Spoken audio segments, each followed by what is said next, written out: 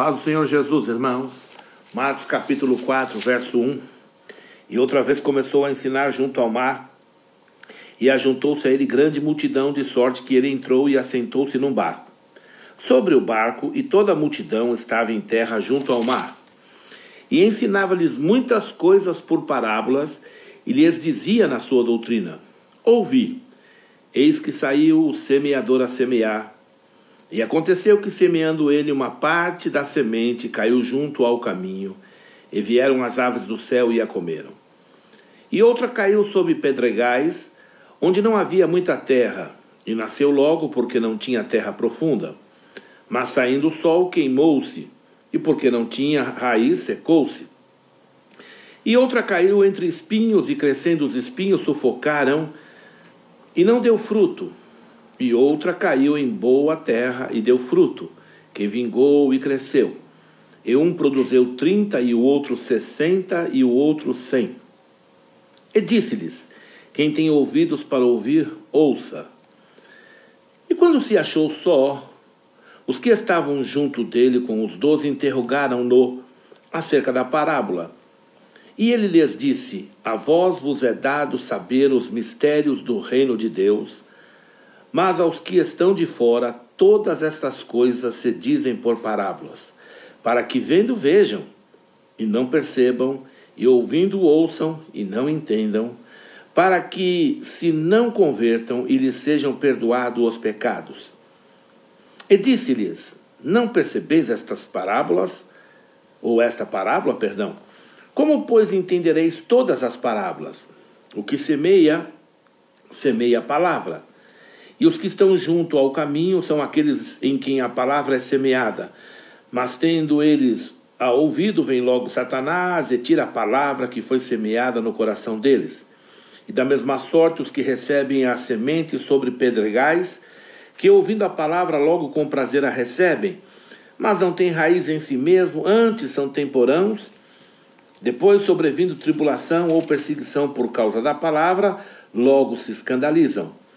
E outros são os que recebem a semente entre espinhos, as quais ouvem a palavra, mas os cuidados deste mundo e os enganos das riquezas e as ambições e de outras coisas, entrando sufocam a palavra e fica infrutífera. E os que recebem a semente em boa terra são os que ouvem a palavra e a recebem, e dão fruto, um 30, e o outro 60, e o outro 100 por um. Irmãos, esta passagem é tão rica e tão maravilhosa que necessitamos gastar um pouco aqui de tempo para compreender algumas coisas. Existe uma doutrina chamada calvinismo, que ela diz que os salvos são predestinados pela soberania de Deus. Isto quer dizer, Deus há no seu próprio coração, ele decide que João será salvo e que José será perdido. E não importa o que José faça, não é? Ele não quer o José. E não tem como José salvar-se. Mas, ouça, irmãos, existem princípios da justiça que Deus não pode mudar. Ele é Deus? É. Mas ele não pode mudar. Ele não pode inverter isso, ele não pode... Porque ele é justo. E foi ele que se colocou nessa posição, porque faz parte do caráter dele. Eu costumo dizer o seguinte, irmão, e muitas pessoas falam muitas bobagens. Vou dar um exemplo. Não, Deus não programou o pecado. Deus não programou o pecado, isso é até uma blasfêmia, alguns dizem. Bem, se ele não programou o pecado, o que dizer de que Jesus foi a primeira coisa a ser, ou a primeira realidade, a primeira criação, não é? E há um texto que diz que ele foi crucificado, ou ele foi imolado, antes dos projetos todos serem realizados. Em outras palavras, Já o pecado era de conhecimento todo-poderoso. Antes de ele ter feito qualquer coisa, já sabia o que aconteceria. Isso é presciência, sem dúvida alguma. Mas existem características do Todo-Poderoso, atributos dele, que não faria sentido sem o pecado. Não, nenhum sentido. Então, me permita explicar aos irmãos o seguinte. Imagine que não existisse pecado. A quem Deus usaria de misericórdia? A quem ele ministraria a sua graça? A quem ele perdoaria? É interessante. Com quem ele seria longânimo? E a justiça dele, como que ele ministraria? E a misericórdia, a quem seria atribuída? Todas essas realidades só podem ser reveladas e só podem manifestar-se ao pecador. Porque se eu jamais pecasse e toda a raça humana fosse exatamente como Adão era antes do pecado, nós não teríamos necessidade de perdão, nem de misericórdia, nem de graça, nada disso. Então, para quem serviria o sacrifício do Filho de Deus? Porque ele derramaria o seu sangue no projeto eterno, se não houvesse necessidade de redenção, porque ninguém teria pecado. Então essas ideias não fazem sentido. Mas curiosamente, os que a defendem gostam de ficar articulando pensamentos e complicando para mostrar a sua capacidade. Mas é bom lembrar que a Bíblia não foi escrita para intelectuais.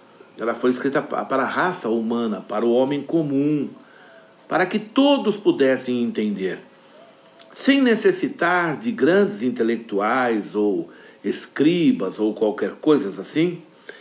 E a prova disto é que Jesus os reprovou, porque as coisas são simples. Jesus aprovou um homem que disse: os dois principais mandamentos são amar a Deus sobre todas as coisas e ao teu próximo como a ti mesmo. E Jesus referiu-se a essa declaração ao homem dizendo: tu não estás longe do reino dos céus ou do reino de Deus.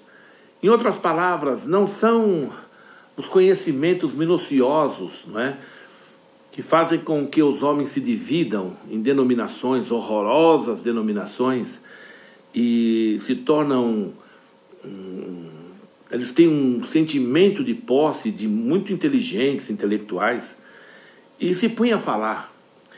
Tem pregador aqui na internet que ele sabe tudo, irmão. Misericórdia, ele sabe de como funciona o sexo das formigas. Ele é maravilhoso, como ele sabe tudo. Ele tem o Batman e o Robin, não é? Eles estão aí falando mal, falam mal. Por quê? Porque ele não tem mais espaço. Então, não é um só, não, são alguns. Mas, então o que eles fazem? Por exemplo, eles não gostam do Silas Malafaia. Eu acho que não é gostar, eu acho que é inveja. Então eles colocam assim nos vídeos dele alguma coisa Silas de Malafaia. Porque as pessoas querem saber o que está acontecendo com o pastor Silas Malafaia. E aí vão ver os vídeos deles, mesmo os que não gostam de você. Poucas pessoas gostam de você, só idiotas gostam de vocês, não é? Pessoas frustradas gostam, porque vocês são frustrados, não é? Você pode sorrir, dar uma de muito sarcástico, como eu sou esperto, eu fumei um baseado, um haxixe lá em 1960 e pouco, em 70, e estou muito doido até agora, olha como eu sou muito louco. A gente tem que ter dó de vocês, tem dó de vocês. Vocês são, beiram a mediocridade absoluta, não é? Por quê? Porque ficam determinando coisas que a Bíblia não diz. Então, quando o homem estava lá no Éden e ele pecou, não há como você não não há como você não reconhecer que o Altíssimo sabia. Ou ele era negligente, não viu que Lúcifer estava seduzindo a mulher, ou ele não viu que a serpente aceitou ser possuída, ou ele não viu quando a mulher comeu o fruto.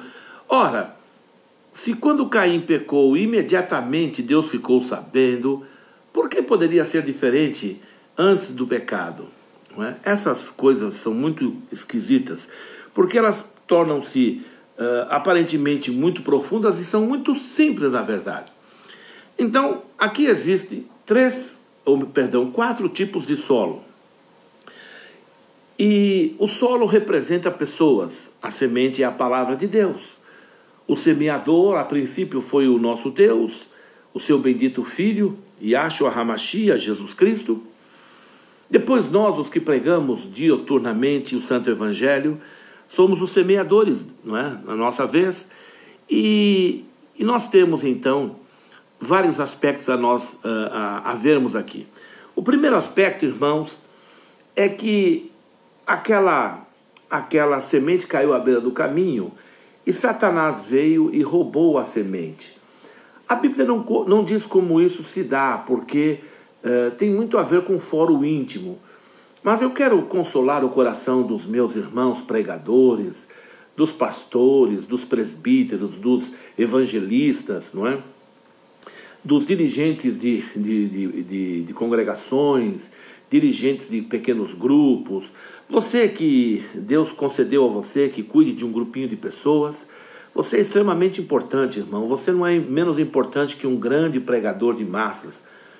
Você é tão importante quanto, o galardão será o mesmo. Mantenha-se, amém? Firme, alegre, disposto. Então, a você, querido irmão, em Cristo, pregador, eu quero abençoar-te com este pensamento que, de cada 4 pessoas que aparentemente ouvem a palavra e decidem-se, somente uma permanecerá. Por mais que você dedique-se a cuidar das outras 3, dando atenção, orando, visitando, meu Deus, paparicando, qualquer coisa que você quiser, quando você der um passo distante dela, ela perece. Ela poderá até ir se arrastando enquanto você ficar ali insistindo, até por coação, mas no final ela não vai permanecer. E todos os pregadores e todos os pastores sabemos disso, que isso acontece de fato. Então, pelo menos 25% de todas as decisões ficarão firmes, pelo menos estou dando um percentual baseado nesse texto. Isso não quer dizer que seja exatamente assim, não é? Pode ser que o irmão seja tão bem sucedido no que diz respeito à produtividade que muitas vidas consigam permanecer, enquanto outros terão mais dificuldade. Isso não faz do outro menos importante, nem faz do outro menos capaz ou menos ungido, nada disso. Ao contrário, a pregação do Evangelho, ela tem sempre esses dois alvos, de salvar ou de condenar, não é? Então, o primeiro terreno é o terreno que recebe a palavra, mas a palavra não cai de fato lá no centro do coração, ela fica fácil de Satanás tirar, não é? Então, eu imagino que fique no ambiente da alma, da mente, e os pensamentos outros que os demônios colocam, retiram. Ora, irmãos, algumas pessoas têm muitas dificuldades em crer em muitas coisas. Por exemplo, em visão. Mas isso é bíblico. Se você não crer, é uma decisão sua. Eu creio e as tenho. Já tive algumas visões e já vi outros irmãos com visões importantes, né? E nós sabemos de visões, como no caso de Noé. Ele não fala que teve uma visão, mas a arca que ele construiu foi dada por medida, mas todo aquele conhecimento, toda aquela carpintaria, toda aquela técnica naval absolutamente moderna, por certo, foi de uma experiência íntima com o Senhor Deus. Assim também como foi dado em visão o tabernáculo, como foi dado em visão o templo, como foi dado em visão a muitos outros servos de Deus, coisas como libertação, livramento, por toda a Bíblia, não é? Então, irmão, tendo isso em mente, a gente sabe que existe um mundo espiritual e que ele é real. Ele é real, os anjos são reais, os demônios são reais. Eu me lembro de uma certa vez, numa reunião de pastores, um grupo bastante grande de pastores naquela reunião, e então o irmão que já está em Jesus, glória a Deus, o irmão pastor Russell Shedd, um homem famoso, respeitado, temente a Deus, e ele era o pregador naquela manhã. E eu conheci um homem absolutamente humilde, simples, e ele me ensinou tanta coisa com tão pouco tempo. Ele foi então à plataforma, e lá no púlpito ele disse o seguinte: irmãos, eu gostaria muito que vocês me ajudassem em um assunto, porque eu não tenho muito conhecimento, e tem me chamado muito a atenção nesses últimos dias, é o princípio de Hebreus que falam do ministério dos anjos. Eu achei aquilo de uma humildade, um homem com conhecimento daquele, confessar e pedir ajuda aos demais irmãos. Aquilo foi tão lindo, tão bonito, eu fiquei tão abençoado com Russell Shedd por causa disso, né? E eu conheci, ele morava aqui perto de casa, a igreja dele é bem pertinho, num bairrinho aqui do lado, e foi um homem sempre muito simples, um homem com conhecimento, mas com o coração aberto, não com o coração magoado, ferido, nem zombando de ninguém, não é? Nem tripudiando sobre pessoas com problemas ou com defeito. Quando eu digo de pessoas, é porque elas estão tão absolutamente insistindo em falar mal de outros, sem de fato ter o que falar, não é? Porque fazem as mesmas coisas, não é? Então, aqui diz que os espíritos malignos, Satanás veio, o diabo veio e roubou a palavra. Então, ninguém me diga que Satanás não opera. Não, ele opera, ninguém vai me convencer de que isso é falso. Em outras palavras, a tua mente deve ser, irmão, blindada contra os ataques do diabo. São pensamentos que ele coloca em sua mente para tirá-la do centro do entendimento da Santa Bíblia. E você começa a devagar achando que você é muito inteligente, que você percebe muitas coisas e que ninguém é mais inteligente que você, por isso que você tem que avisar os demais irmãos: olha, cuidado com as denominações, cuidado com isso, como se você fosse um grande atalaia. Mas, curiosamente, a maioria das pessoas que agem assim não tem ministério. O ministério deles é a internet, como qualquer outro pode ter, não é? E você conta uma piada do Costinha e vai ter milhares e milhares. Mas se você falar alguma coisa da palavra do Senhor Deus, sempre será pequeno. Sempre foi assim, não é? Então nós temos o primeiro grupo. O primeiro grupo são aqueles que Satanás consegue roubar a palavra da mente dele, não é? Então, primeiro ensinamento: cuide para que a Bíblia esteja na sua mente e que a Bíblia seja protegida, isto é, o que a Bíblia diz esteja protegido por sua fé. Não permita que ninguém venha dizer: não, isso não é para os dias de hoje. Eu fico me perguntando com que autoridade essas pessoas dizem isso. Não, cura divina não é para os dias de hoje. Eles não têm um versículo para afirmar isso. Também não têm nenhuma autoridade para dizer. Dizem porque querem, porque fazem parte de um grupo, aprenderam isso, eles querem defender, assim como o PT defende o PT, o PSDB defende o PSDB, e o PP defende o PP, e cada um defende o seu, não é? Só que no reino de Deus, a gente não defende nada, a gente tem que crer na verdade, e a verdade aqui deve se manifestar, e não precisa nem de defesa. Segundo grupo, é o grupo que a palavra cai entre pedras, não é? E a gente sabe que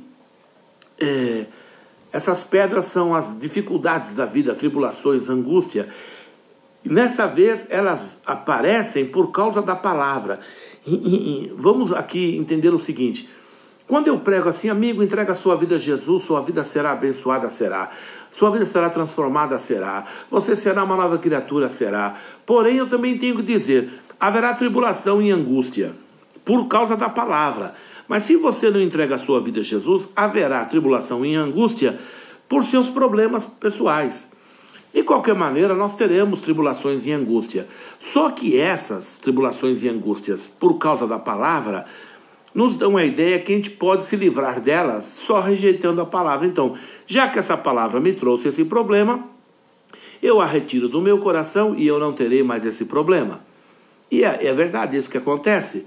Então, por exemplo, eu tenho um relacionamento com o meu vizinho e ele não gosta, eu me tornei um cristão e ele virou a cara a mim. Então, eu fiquei chateado que eu perdi a amizade dele, então é melhor deixar de ser cristão e continuar com a amizade dele. É mais ou menos alguma coisa assim, não é? Esse é o segundo grupo. Terceiro grupo. O terceiro grupo são os espinhos. Os espinhos são os cuidados da vida, não é? As paixões, não é? O engano da riqueza e outras coisas, não é? Que estão relacionadas à vida humana, a nossa interação nesta sociedade, neste mundo. Então, quando eu ouço irmãos pregarem que Deus quer que você fique rico, bem, eu não posso dizer que isso é mentira, porque Deus quer de fato que todos tenhamos abundantemente. Mas não é isso que acontece, Ele não prometeu essa riqueza. Uma coisa é Deus querer, outra coisa é ser de fato. Então alguém pode dizer, não, mas se Deus quer, isso será. Não, Deus quer a salvação de todo mundo, mas todo mundo não será salvo, porque este mundo não quer. Isso vai contra o calvinismo, né? O calvinismo acha que Deus só vai salvar o que Ele quer, por isso que o mundo não é salvo, não é? Na verdade, Jesus morreu por todos os homens, não é? Ele morreu para dar vida e vida abundante. Ele disse, vinde a mim vós todos. Ele não disse, vinde a mim vós todos os predestinados. Ele falou, vinde a mim vós todos que estáis cansados e sobrecarregados, e eu vos aliviarei. Então, quando você vê um crente que depois que tem um encontro real com Jesus, a igreja começa a ensinar para ele, olha, você tem que dizimar para colher, você tem que semear para colher, porque Deus quer que você fique rico. E aí chega no domingo, ele coloca lá 2, 3 pessoas dando testemunho sobre como ficou bem de vida, que antes de chegar naquele lugar, ele não tinha dinheiro e agora acabou de fechar um contrato de não sei quantos mil, essas coisas todas. As pessoas que estão ouvindo logo vão pensar, puxa, então por que não eu? E elas vão se dedicar a isso. Então, para se dedicar a isso, o que é que elas têm que fazer? Dar ofertas e dízimos, não é? E aí elas dão ofertas e dízimos. Mas aí é o seguinte, as coisas não acontecem como elas esperam, e elas vão falar com os líderes, eles falam, não, a irmã tem que ter fé na semente, a irmã tem que botar a tua mão sobre a semente, não pode tirar. Então ela nunca sabe se foi ela que errou, perdão, elas nunca sabem se foram elas que erraram, ou se aquilo de fato funciona. Então fica esse jogo, será que é minha incredulidade, ou será que isso realmente não é o que a Bíblia promete? Então tem muitas pessoas que se frustram nessa caminhada, desejando serem ricas, e acabam sendo decepcionadas, se decepcionam, e nessa decepção elas perecem. E o pastor nada pode fazer a respeito, porque está no coração delas, irmãos. Está no coração das pessoas, elas querem ser ricas, elas odeiam a ideia de serem comuns, elas têm vergonha dos amigos que um dia conheceram e que essa pessoa, enfim, não quer que saiba que ela não está bem de vida. A pessoa vem lá do Nordeste, chega aqui em São Paulo, ela não quer que os parentes saibam que ela não conseguiu vencer aquilo que ela imaginava. Esses são os que a palavra cai entre os espinhos, os cuidados da vida. E aqui poderíamos dizer as paixões, os prazeres, não é? O egocentrismo, a vaidade. Como isso é poderoso, não é? No coração da maioria das pessoas. Não são poucas pessoas que assim fazem. Eu tenho aqui na minha mão, eu vou mostrar para vocês, esse vaso aqui. Esse vaso, eu vou bater aqui. Este vaso aqui, irmãos, vejam, é um vaso de alabastro. Você já leu esse nome na Bíblia. É quase de vidro. Esses ovos aqui eu trouxe também lá de Israel e são ovos de alabastro. Tem várias cores, vermelhos, azul. É muito lindo. Eu comprei vários e dei de presente. Esse vaso de alabastro era semelhante àquele que aquela mulher tinha. Claro que ele não tinha essa tampa, ele tinha era um outro bico onde colocava aquele perfume, aquele nardo caríssimo, mas era alguma coisa assim, parecendo um vidro, não é? Não é bonito, é uma pedra, é muito próximo, como se fosse uma pedra, sabão que tem lá nas terras do Oriente, lá em Israel, e eles pulem e fica essa coisa tão linda aqui, irmãos, olha, não é bonito? É bonito, não é? É bonito. Então, nos nossos dias, as pessoas pegam seus dinheiro, suas riquezas em papel moeda, dirigem-se ao banco e investem em alguma coisa, não é? Em várias possibilidades, RDB, CDB, cartão de poupança, prazo fixo, enfim, futuro, e um monte de coisa. Eu não entendo nada disso, eu só ouço falar. E então, irmãos, as pessoas esperam ficar bem de vida. Nos dias do Salvador, não havia esse tipo de possibilidade. Então as pessoas investiam, o dinheiro que ganhavam, elas investiam em coisas preciosas, e uma delas era este perfume. Se qualquer tempo ela quisesse vender, ela teria muito dinheiro, não é? Outros investiam em ouro, em prata, que também, na hora que quisessem, negociariam aquele ouro e aquela prata. A Bíblia conta de uma mulher que a riqueza dela, da vida promíscua, estava toda contida naquele vaso de alabastro. Todos os amantes que ela teve, todas as angústias, todos os nojos que ela também teve que suportar, estavam naquele vaso de alabastro. Ali estava o futuro, estava a velhice dela, quando nenhum homem a desejaria. Então aquele perfume poderia dar a ela uma segurança de vida, era uma espécie de uma aposentadoria. Quando ela conheceu Jesus, a primeira coisa que ela fez foi pegar aquele perfume, isto é, tudo que ela tinha, todo o futuro, tudo, e foi derramar aos pés de Jesus. Ela estava derramando, dizendo o seguinte: olha, tudo que eu fiz, tudo que eu suportei para angariar, a mim agora não é mais importante. E derramou aquele perfume aos pés de Jesus. Conversão legítima. A pergunta é, será que aquela mulher foi abandonada na velhice? Será que aquela mulher foi negligenciada por Deus porque deu os seus recursos?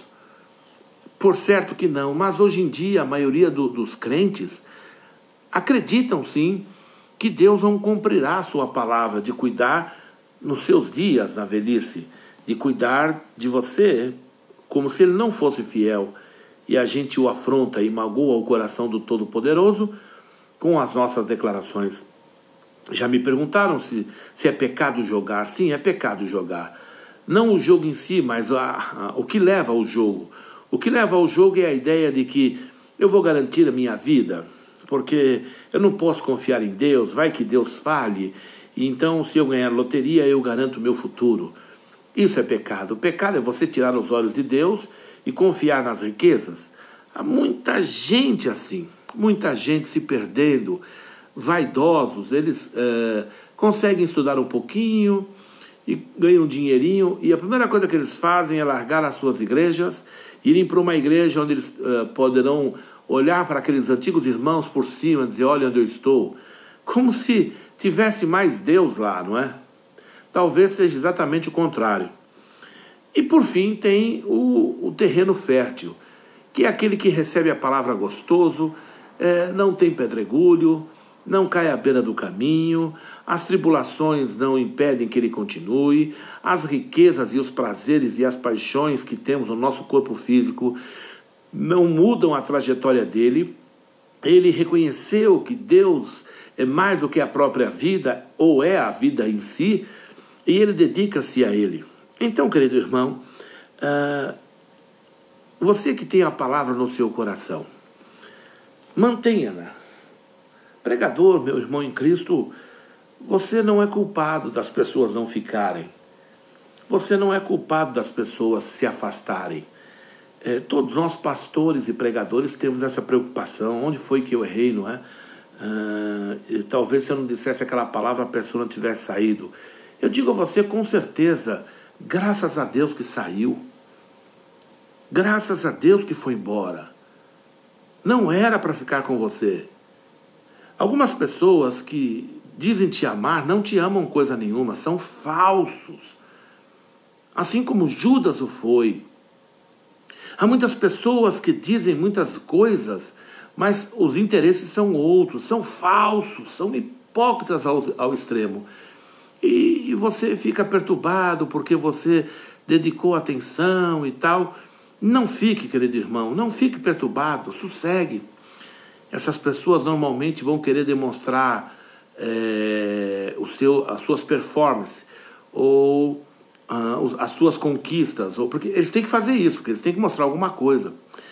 Enquanto que você, pregador do Evangelho, você que está aí cuidando de um grupo de pessoas e trabalhando e vivendo a vida, algumas pessoas pensam ser você nada. Continue sua caminhada, creia em Jesus. Nós estamos chegando já no final. Não há muito tempo, irmão, não há muito tempo.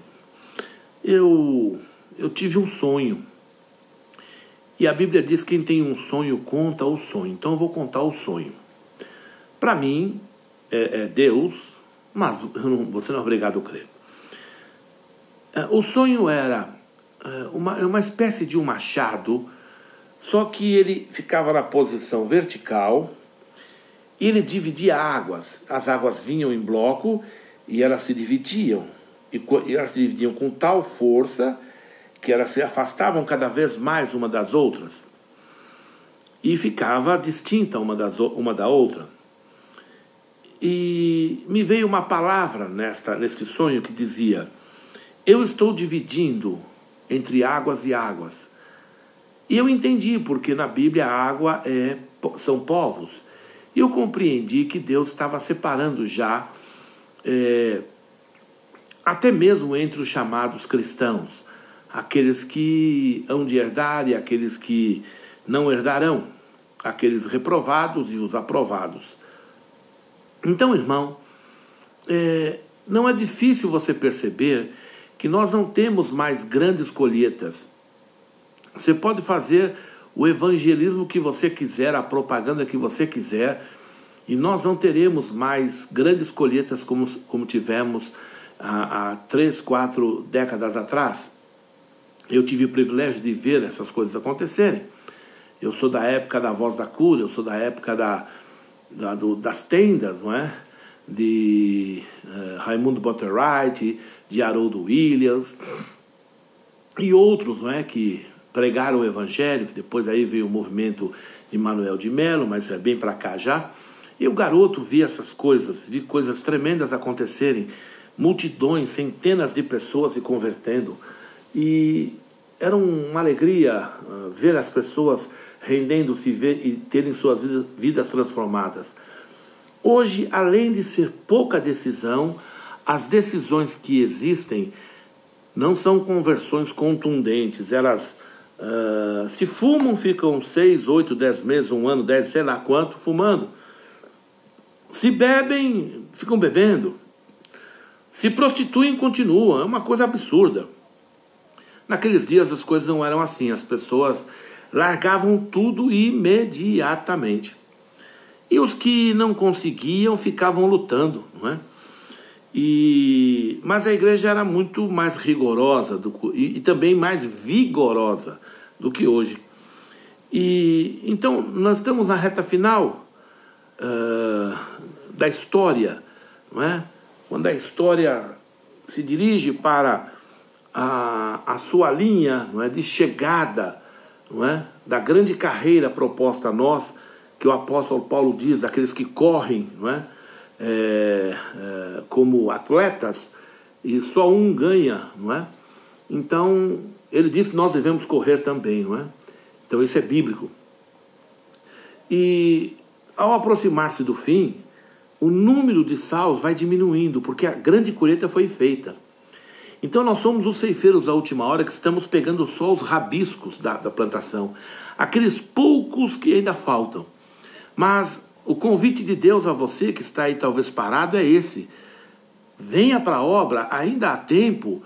Eu sei, já a noite já está aí, você já pode ver o sol se escondendo atrás do horizonte, mas ainda você pode trabalhar na seara e pegar os rabiscos e ganhar a mesma diária, o mesmo galardão. Contanto que a palavra de Deus esteja forte no seu coração. Irmãos pregadores, pastores, ânimo, estamos chegando ao fim. Termine sua carreira com alegria. Como eu digo, carregue sua cruz com classe, não é? Estamos no fim, aleluia. Eu estava pensando outro dia sobre os dias de Noé, e lá, quando na cidade de Sodoma, nos dias de Ló, na cidade de Sodoma e Gomorra, tinha heterossexuais, não eram todos homossexuais, porque tinha os genros, não é? Das filhas de Ló. Isso quer dizer que haviam homens, haviam bissexuais, haviam homossexuais de toda espécie. E nós estamos exatamente nessa mesma condição. Não precisa apodrecer mais do que já está. Não precisa apodrecer mais do que já está. Já está podre suficientemente para ser comparada como nos dias de Ló. De tal maneira que você não pode andar aqui em São Paulo no metrô, que você verá dois homens se beijando. E ai de quem falar alguma coisa, você será taxado de homofóbico, de ignorante, retrógrado, e você será preso e responderá a processo, não é? Eles podem agredir você, mas você não pode fazer nada. Dias de Sodoma e Gomorra, como Jesus disse. Então, a igreja não se sente mais, não tem mais nenhum prazer aqui. Nós não temos mais prazer neste mundo. Está podre, mas nós temos um papel a fazer ainda. Ainda temos que salgar, ainda temos que ser luz, antes que chegue o arrebatamento da igreja. Então, irmãos, embora esteja muito ruim, ao ponto de eu ouvir jovens, eu ouço jovens dizerem: pastor, está muito ruim, o mundo está muito ruim, não dá para encarar. Eu quero incentivá-lo: aguente, irmão, mais um pouquinho, nós estamos indo embora. É como se tivesse com o nosso caminhão carregado com a mudança, só falta botar o cachorro em cima, aleluia. Vamos embora para Nova Jerusalém, em breve. Ânimo, querido irmão. Ânimo, pregador, você que crê no poder de Deus, que crê em libertação, você que crê em cura divina, você que crê no batismo com o Espírito Santo, você que crê em manifestação dos dons, não tema, levante sua cabeça e caminhemos, pois, em nome de Jesus, porque a noite é chegada, em que ninguém pode trabalhar. Deus te abençoe, irmão, até a próxima, em nome de Jesus, amém?